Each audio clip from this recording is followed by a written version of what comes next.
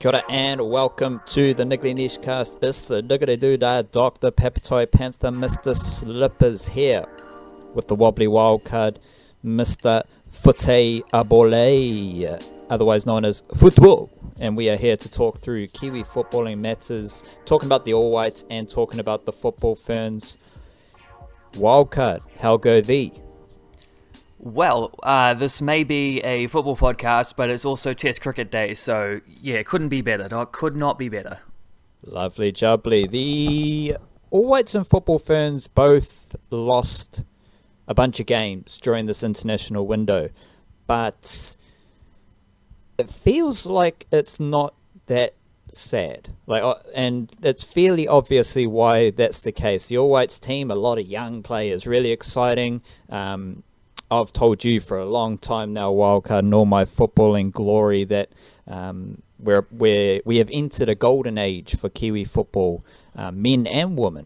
And we saw that for the All Whites. We saw a bunch of young players kind of holding it down for the team, sprinkled in with the veterans who we have come to know and love. And the Football Ferns just appear like they're on a kind of grander journey. They're still figuring things out with the new coach. So I say that to say and throw it back to you, Wildcard. Overall, without getting into too many specifics here, just the vibe that we are leaving this little international window with still feels immensely positive despite the results. Yes, I mean, the results were not the major factor for either of these two teams. I think that's pretty clear. Like, the Ferns came in, Tom Samani, first opportunity a couple months out from the World Cup. Like, focus immediately shifts now towards the Olympics, which of course they've already qualified for in the same way that they qualified for the World Cup. It was kind of a double whammy there through Oceania.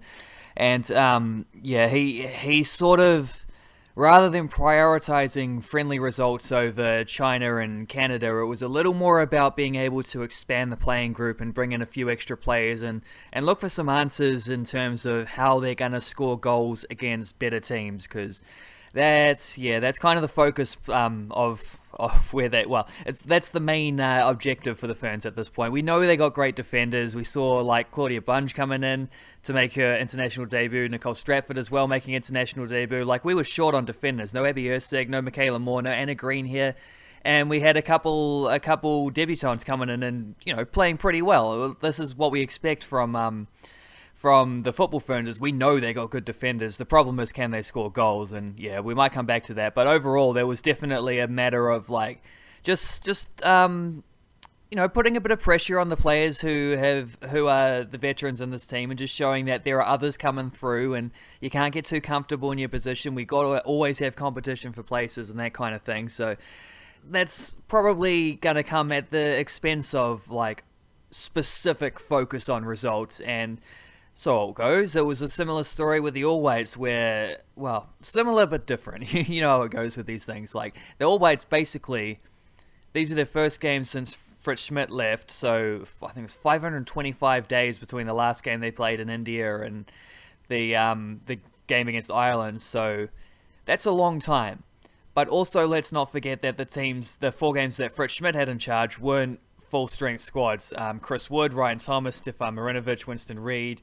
None of those guys had played since the Peru games, which are now 2 years ago, November 2017. So effectively, this team had been lying dormant for 2 years, like 2 full years. Imagine what can happen in 2 years. Well, you don't actually have to imagine, because we've seen it. Like, the 7 debutants and then a bunch of other players who only played in the Fritz Schmidt games, and these are players like Sarpreet Singh, Liberato Kakache debuted under Schmidt, and who are probably first 11 already with less than 5 caps to their names. So super inexperienced in a lot of areas, this all-white squad, but this is how you get experience. You just got to play games, and it's not going to mean immediate results, but they're looking to stabilize themselves and build a core, build a platform, build a team culture as well. That's got a lot to do with being able to bring back guys like Wood and Reid to the squad as well, and having them play a part in this tour, which is huge, because you need a mix of both of those things in order to mix it up in the pot of success. So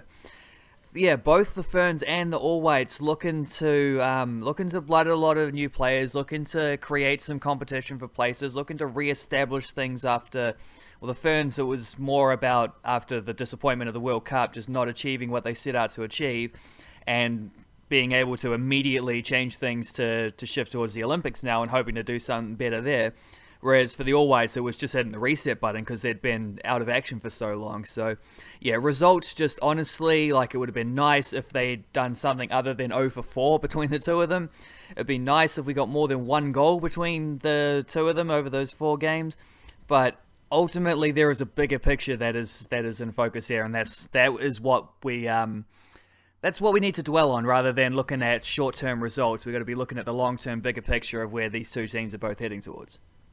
With the Football Ferns, give our listeners one single player who tickled your toes the most, Justin, whether it was the best player from the Football Ferns or just someone who intrigued you with their selection, how they performed and how they were used by Football Ferns coach Tom Samani. Just offer the listeners one player who really perked your antennas up during that little window.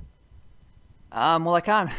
I don't know. I can't say a lot because the second game wasn't even on TV, and the first game I didn't catch a lot of. But looking overall, I would say, I don't know. I think there's 2 players. I think there's 2 players that we probably should focus on from the Ferns over the squad, because 2 players who were in contention for the World Cup squad. Jana Radosavljevic is one, and she was injured. She busted her knee early last season. She plays second division in Germany for Kloppenburg. She's a sort of Serbian Kiwi. She was eligible for each. I think she played youth grades for Serbia, but grew up most of her teen years in New Zealand and wanted to represent New Zealand, and was on a tour a couple of years ago with when they went to Thailand, which was Andreas Haraf was in charge at that point, but he wasn't like the boss. He was an interim after Tony Reddings had left. So she didn't play that tour. She got a debut in this game, came off the bench in the China game, started against Canada. I think she's a really interesting player. She's an attacking midfielder / forward type, so the exact kind of player that the Ferns are looking to bring into the squad, like someone who can hopefully offer just a bit of extra creativity and help them score some goals. And that was very clearly the problem at the World Cup, was that they just couldn't create enough chances, couldn't take the ones they made. They scored 1 goal in 3 games, and it was an own goal with 10 minutes to go in their third game. So clearly that's not good enough, and you're just not going to be able to win games and make knockout stages if you can't score goals. So looking at the strikers that they had there, there's a lot of reasons why they were compromised in that area, even before you start thinking about like Tom Samani first, only really had a year in charge, trying to cram in 4 years of preparation in that time.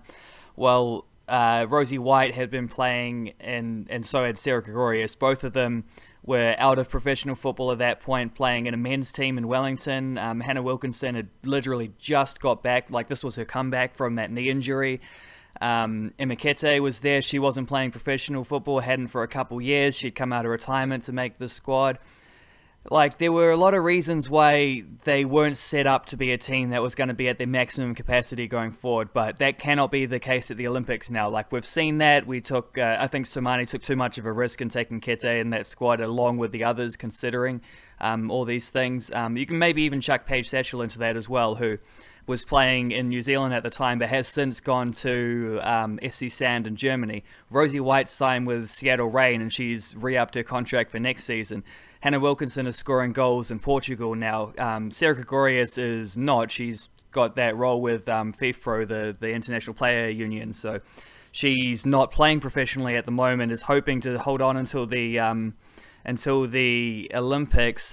Didn't have a major role in this series though. She came off the bench twice, and she was the 4th sub used in the first game and the last sub used in the second game. So interesting times there. But yeah, if Radosavljevic can be someone who can create more and score some goals, and she does do this for her club, Kloppenburg, it's a level below the top flight in Germany, but like they're they're struggling not to get relegated, I think, this season based on results. But she's still scoring goals, even in a team that struggled. She scored, I think, 3 or 4 this season and set up a couple more. So someone who might have a little bit of X factor, that's definitely something you want to push for. And then another player who I thought should have gone to the World Cup, and someone who's a big fan of the Niche Cash, is Katie Rood. So shout out to Katie, and really glad to see her back in the Football Ferns squad, because I thought she should have been in that World Cup team. And she is currently scoring goals for Lewis in the second division of England.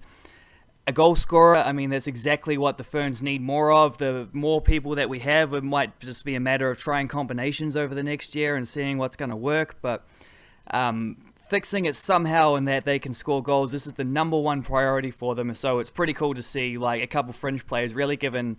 Rudy came off the first sub off the bench in the first game and started the second game. So another player given a fairly prominent role on this tour, who, as you know, it's an opportunity to stake a claim for, you know, regular selection in the squad, which is important. You know, whatever combinations work, however this is going to happen, they just got to find a way to score some goals. So given goal scorers, proven goal scorers at club level, and you know, players who have scored goals wherever they've been, and in Rood's case, she has scored 4 or 5 goals or something like this for the Football Ferns over the last year or so as well. Anyway, a few of those at the Nations Cup. She also scored the opening goal against Argentina when we won that in the that little series they played in Australia. So however it works, whatever combinations is going to make the trick happen, like, whatever it is, just got to find a way to score some goals. So cool to see a priority from there, and that's definitely what I was looking towards to see. And we didn't get the end results of that, but clearly we can tell from the way selections happen, from the players that were given opportunities, that Tom Samani's on the same buzz. He knows what he needs to do and knows what the team needs to achieve, and he's looking out to try find a way to make it happen. We'll flip it over to the lads now, and obviously everyone knows that the football All Whites haven't played a lot of games. Everyone knows the bigger picture with the All Whites, so that kind of smacks you in the face just with their whole situation. From those 2 games, what is the aspect of the All Whites that you saw in those games? Like, not necessarily just the performances of the young players, for example, but did you see anything in those games, like how they were playing their football, the way different players were combining? What's like a major takeaway for you moving forward, like something that the All Whites can build on as they try and get better and get better results and change the like being and showing encouraging signs and a promising future without the results, to start and get international results, draws and wins, and build that confidence up? Did you have any insight into just how they were playing their football, or just stuff like that from those 2 games? So there's definitely been like a statement of intent about this idea. Like the Danny Hayes coming in saying, we're not going to just be the same old battler New Zealand we've always been. We're going to actually like look to dominate games. We're going to look to take the initiative and create our own chances and not wait for mistakes and these kind of things. We're not just going to sit back and defend and, you know, chuck on a big striker with 10 minutes to go and pump the ball into the box, which was literally what Anthony Hudson's plan was in the games against Peru. Danny Hay has been like, well, we've got these new guys now. We have this opportunity we've never had before where, hey, call it a golden era if you want, sure. Like, there's guys like Ryan Thomas and Sarpreet Singh and Callum McCowd and Joe Bell coming through. And, like, these guys, it's not just that the other way of doing things wasn't working and it was boring and, like, it just wasn't going to help us be any more successful than this way, and this way is going to be a lot more fun. It's also that those guys are suited to playing that way. Like we saw the all 4 of those guys I just mentioned, with the exception of Ryan Thomas, were standouts at the Under-20 World Cup recently, when we saw a New Zealand team go to a FIFA tournament and actually play like attractive, flowing, enjoyable football and have success with it too. So there's no reason they can't do it. We've got the players to be able to do this.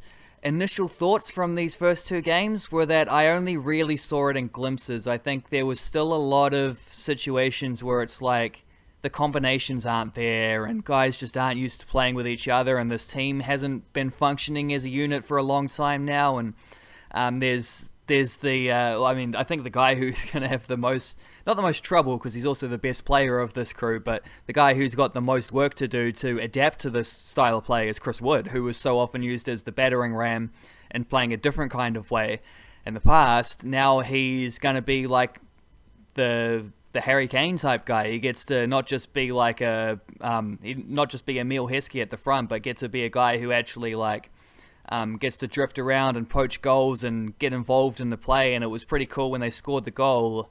It was like notable that came from Chris Wood dropping a little bit deeper, Ryan Thomas picking a pass into his feet. Wood immediately lays it off, and Thomas first time flips it through the gap up to sucking in 3 defenders. Libby Kakache overlapping down the left, cuts it back. Callum McCowett taps it in, first international goal for that fella. Big goal for him too, because he hasn't like, he's looked good for the Phoenix, but he's been a little bit like, the whole team for the Phoenix have been a little up and down. And for a guy who scored so many goals for Eastern Suburbs and basically everywhere else he's played, been a big goal scorer, like he's been a little bit out of the goals in recent times. He hasn't scored in the A-League yet, I don't believe. He did score in the FFA Cup game, but still.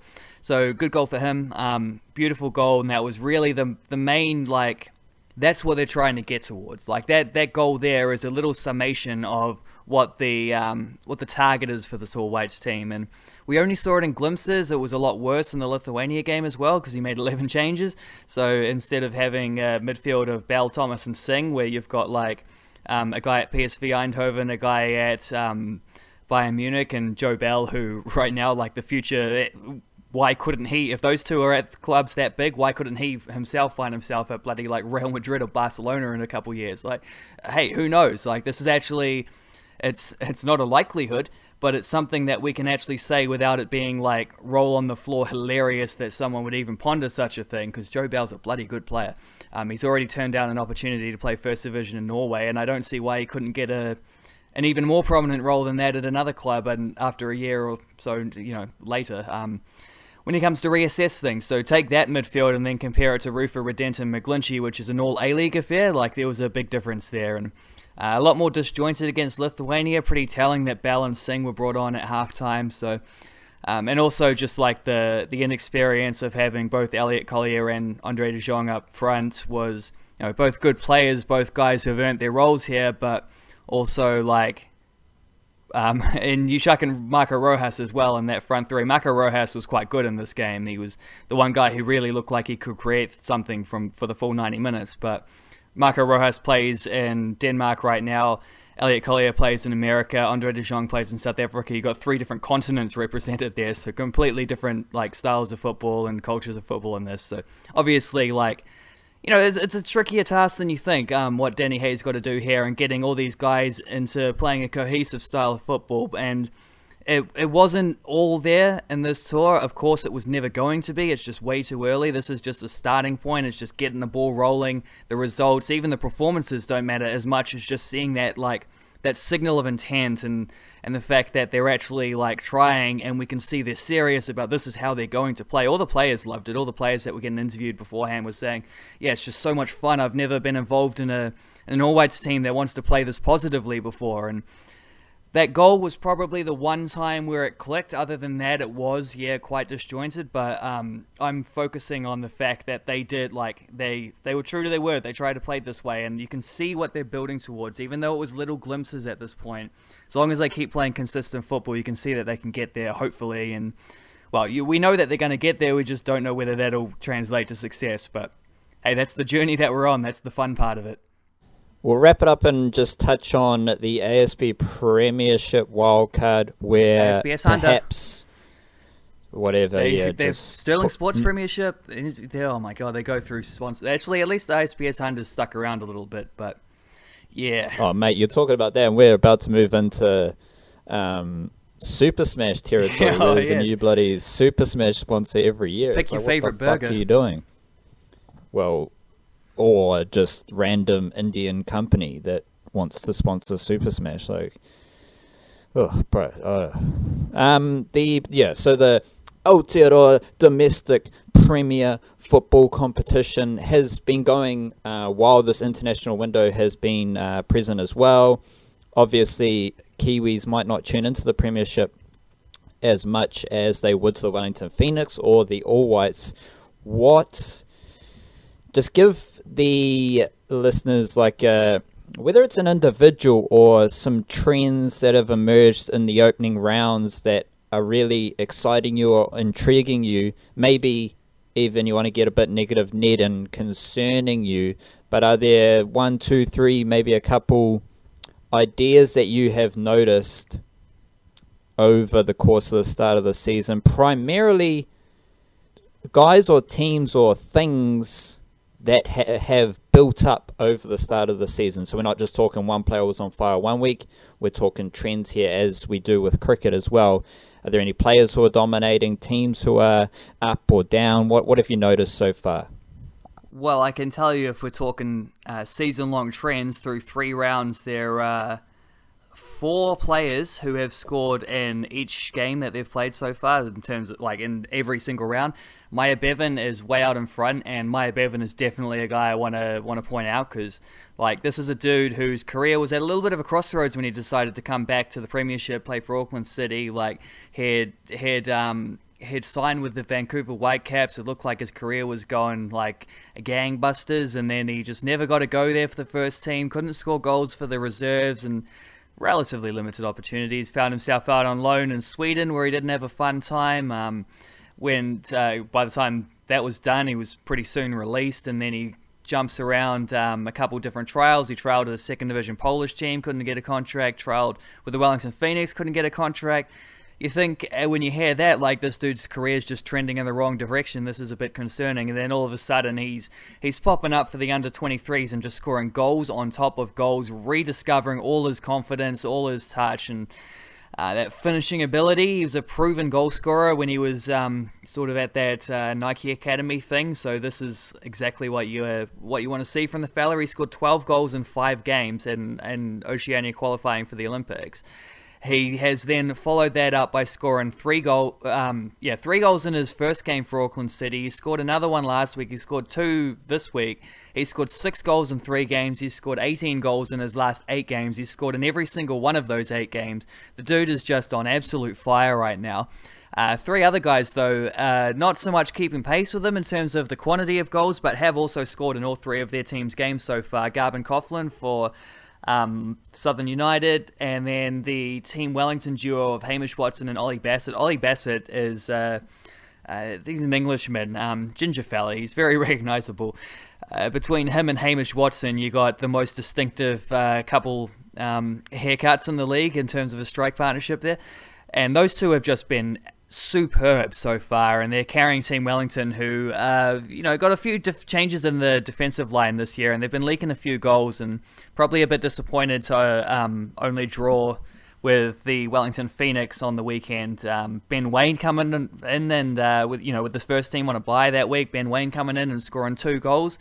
He's another guy who just scores goals wherever he goes. So there's some trends for you right there with the goals. Looking at slightly wider picture of things, Waitakere United were able to they beat Wellington Phoenix and Tasman in the first 2 games, so big story for Waitakere, bouncing back, young team being given an opportunity to show what they can do from the start of the season, and really shining in those first 2 weeks, but also shining against the 2 weakest teams in the league. Well, they were able to score a late one to draw 1-1 with Canterbury United for the first game they didn't win of these 3, but probably the most impressive result of the 3. So they're hanging in there undefeated through 3 rounds, tied with Auckland City, but behind on goal difference at the top. So Waitakere United, definitely a team to have a peek at how they're doing. On the negative end, Tasman United still haven't scored a goal through 3 games. They're the only team who hasn't, and they've got good strikers. They've got opportunities. I wonder about how the balance of that team looks with their midfield, but we'll see how it goes. They're in trouble though, because they've got to play Team Wellington and Auckland City in the next 2 games, so it's not going to get easier for them. But we're starting to there's so much change that's happened in the league this season. So it's still hard to like pass what's real and what's just sort of like week in, week out anomalies and stuff like this. I don't expect Waitakere United to hold in the top 2 for the rest of the season, and I think we're going to see Team Wellington, once they stop conceding goals, they're going to start looking pretty sharp. Even then, it's not like they're conceding bundles. It's just that you can see that with a new coach, they're working towards something that they haven't quite got to yet. Auckland City were in a similar boat after they drew with Team Wellington a week ago, but then they pumped, who was it? I think it was Hamilton 5-0. So, yeah, they're very quickly figuring it out. Clayton Lewis made his season debut off the bench this week as well. David Brown scored off the bench. Those two guys pushing a start. Auckland City looking pretty threatening, pretty dominant already, but still, it's going to probably not be until after the Christmas break, really, that we get to a proper understanding of where teams are at and all these things. But it's been a little bit of a bonkers the first 3 rounds, so it's bloody interesting. I'm hoping to get to a couple games over the next few weeks and really soak it all in. To one last question, who is your favourite footballer right now? Could be in Aotearoa, it could be international, it could have no New Zealand connection, it could be some, weirdo from Slovakia. Whatever it is, I just want to know your favourite footballer right now. That's a tricky one. I might even have to think about that. I mean, because I write about Flying Kiwis each week, I'm keeping a very close eye on how the New Zealanders are going, and I don't know if I could narrow it down to singularities, but Abby Erceg is definitely a player I am one of the players I'm most excited to see how she win each week. She's on her off season now, so that one might have to wait. Chris Wood and Sarpreet Singh are also in that one, and I think in terms of watching a player, the developments Sarpreet Singh is making currently while he's at Bayern Munich have been so enjoyable, and just seeing even just in those All-Whites games, you could see the elements they've added, that he's added to his game, working with those dudes at Bayern. Just the time he seems to have, the flawless touch he seems to have. You can see refinements from things that were always his tendencies at the Phoenix, but now he's just better at those things. It's been a joy to watch so far. Ryan Thomas is always a player I adore watching as well, because he's just so classy on the ball. Always makes such good decisions with his with the way he just distributes it around. Wider picture, I mean, I'm loving how Marcus Rashford's playing at the moment. I'm loving watching Marcus Rashford.